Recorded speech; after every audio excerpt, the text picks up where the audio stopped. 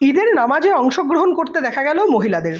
মুর্শিদাবাদ জেলার কান্দি শহরের অন্তর্গত মোহনবাগান এলাকায় ঈদ উপলক্ষে মহিলা জামাত অনুষ্ঠিত হলো।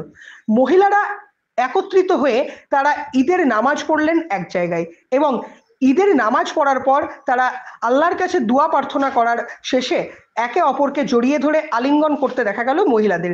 ঈদ উপলক্ষে সর্বত্রই খুশির হাওয়া। কি কি প্ল্যান রয়েছে?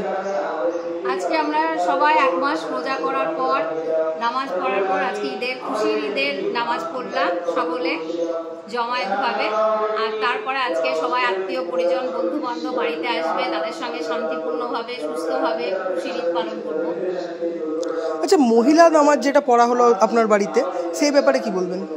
আমার বাড়িতে প্রতি বছরই মহিলা জামাত হয়ে আসছে দীর্ঘদিন ধরে। এটা আমরা সবাই মিলে একসঙ্গে সমাহিত হয়ে নামাজ পড়ি, খুব ভালো লাগে। আমরা কোলাকুলি করি, আমরা সবারই সঙ্গে একটা সুন্দর আনন্দ এবং সুখ প্রদান করি, সবারই মঙ্গল কামনা চাই। কি নাম আপনার? ডোনা আহমেদ।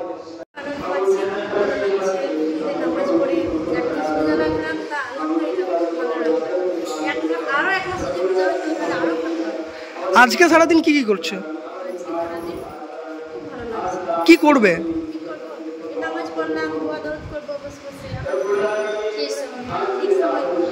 কি নাম তোমার? ঈদের নামাজ পড়ালেন, আজকে ঈদের কি বার্তা দিতে চান?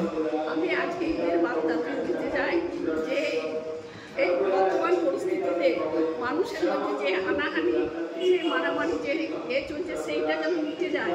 ঈদ হচ্ছে মহান মিলনের দিন, সেই মিলনে যেন সবাই সুখে শান্তিতে থাকুক।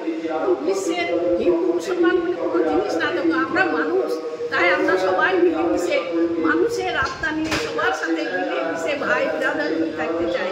এই আমার পরিকল্পনা।